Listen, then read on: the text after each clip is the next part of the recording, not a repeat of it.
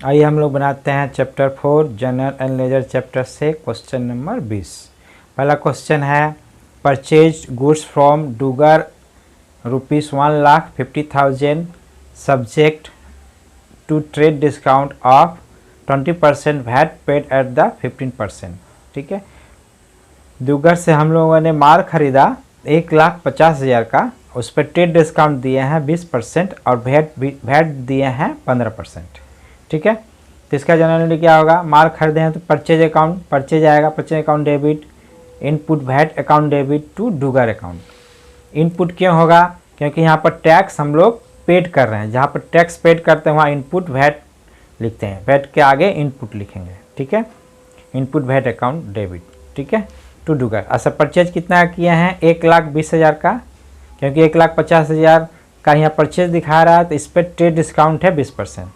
ठीक है, तो 1,50,000 का 20% ट्रेड डिस्काउंट कितना होगा 30,000। तो 1,50,000 में 30,000 माइनस किए कितना आया 1,20,000। तो हम लोग परचेज किए हैं 1,20,000 का ही परचेज किए हैं। ठीक है, अब 1,20,000 पर वैट 15% निकाले, 15% बोल रहा है तो कितना आएगा 18,000। तो इनपुट वैट कितना हो जाएगा 18,000। तो 1,20,000 और 18,000, तो डूगर को कितना देना है हम लोग को 1,38,000 देना है डूगर को। ठीक है, अच्छा इनपुट, इस हम लोग कंफ्यूज होते हैं हमेशा कि कहाँ इनपुट लिखेंगे और कहाँ पर आउटपुट।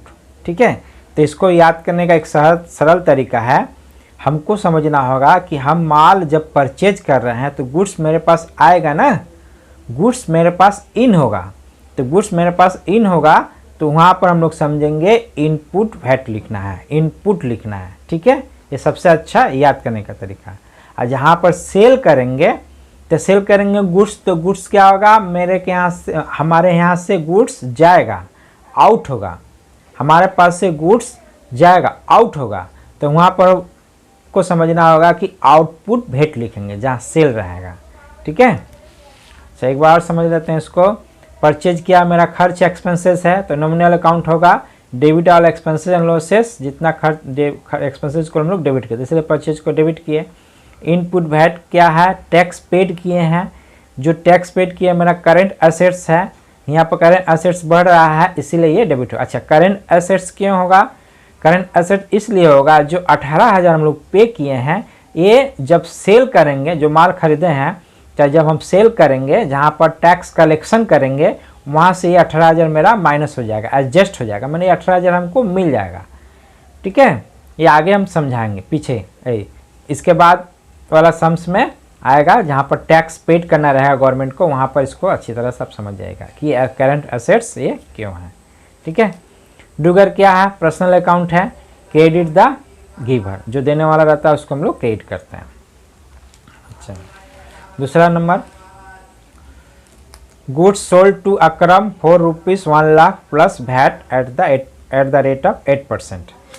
माल बेचे हैं अकरम को 1,00,000 का और उसमें वैट कितना दिए हैं 8% दिए हैं। तो इसका जनरली क्या होगा, Akram account debit to sales account to output VAT account. अभी बताए थे जहाँ सेल रहेगा हमारा गुड्स जा रहा है, आउट हो रहा है, वहाँ आउटपुट लिखेंगे, और टैक्स जहाँ पर हम लोग कलेक्शन करते हैं वहाँ पर आउटपुट वैट लिखते हैं। ठीक है, तो सेल कितना किए 1,00,000 का, 1,00,000 और 1,00,000 पर 8% कितना होगा वैट 8,000, तो 1,08,000 अकरम से पाएंगे। ठीक है, अकरम को बेचे हैं ना उधार में, तो अकरम से पाएंगे। और यहाँ पर परचेज किए थे, ठीक है, तो उधार में, तो डूगर हम लोग से पाएगा कितना 1,38,000।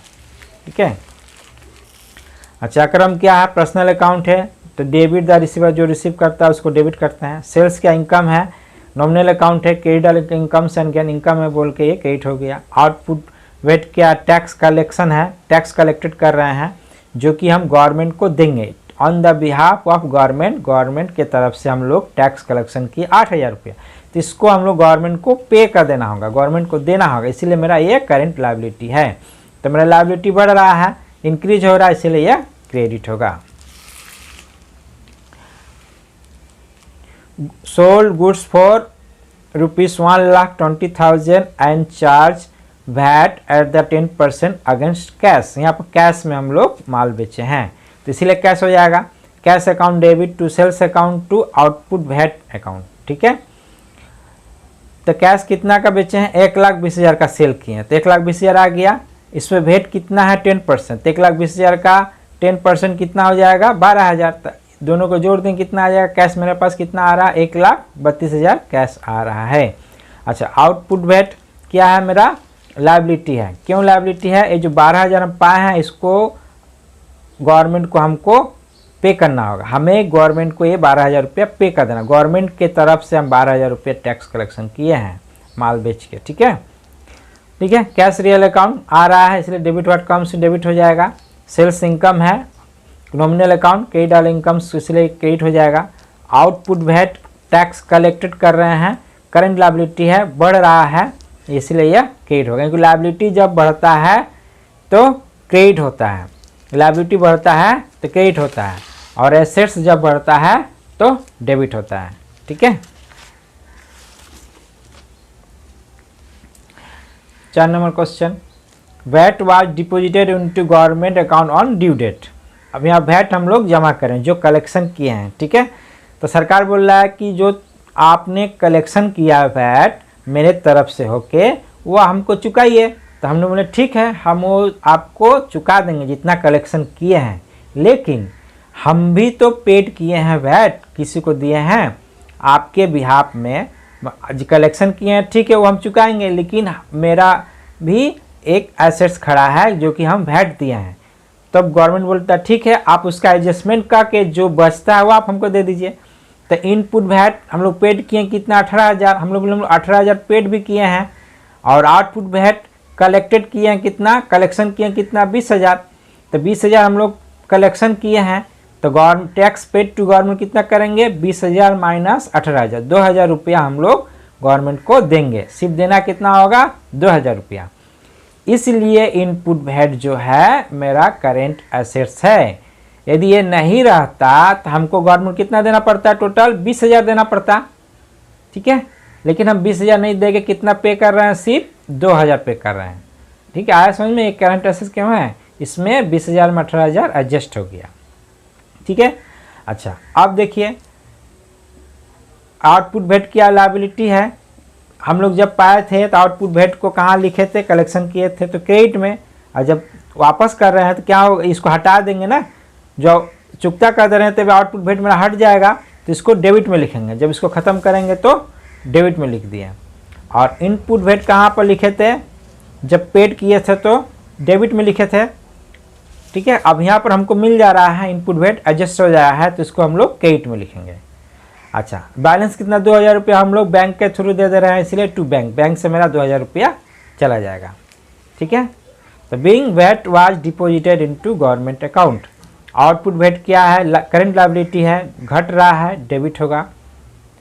ठीक है, इनपुट वैट क्या है, करंट एसेट्स है, ये घट रहा है क्रेडिट होगा। बैंक पर्सनल अकाउंट देने वाला है, क्रेडिट द गिवर, ये क्रेडिट होगा।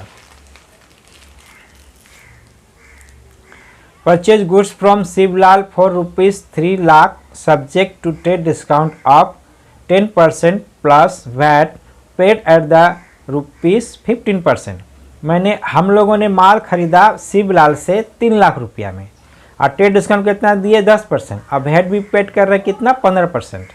जनरली क्या होगा, माल खरीदने तो परचेज अकाउंट डेबिट, माल खरीदने तो माल आ रहा है इन हो रहा है तो इसलिए input VAT account debit to Shivlal account. ठीक है, करंट पेड कर रहे हैं तो करंट एसेट्स हो गया ना, एसेट्स से बोल के ये डेबिट में आ जाएगा। टू शिवलाल, माल खरीदे कितने, किससे, शिवलाल से। शिवलाल माल देने वाला गिवर हो गया, credit the giver 3,10,500। Purchase 3 lakh का माल था, इसमें ट्रेड 3 लाख का माल था, ट्रेड डिस्काउंट कितना है 10%, तो 30,000। तो 3 लाख में से 30,000 माइनस किए कितना हुआ 2,70,000। परचेज कितना किए 2,70,000 का। अब 2,70,000 पर 15% निकाले कितना आया 40,000। तो 40,000 आया तो इनपुट वैट अकाउंट डेबिट हो जाएगा 40,000। मेरा एसेट्स है, इनपुट वैट पेड कर रहे हैं ना टैक्स, इसलिए डेबिट में होगा। तो शिवलाल से माल खरीदे हैं उधार में कितना 3,10,500 का। ठीक है,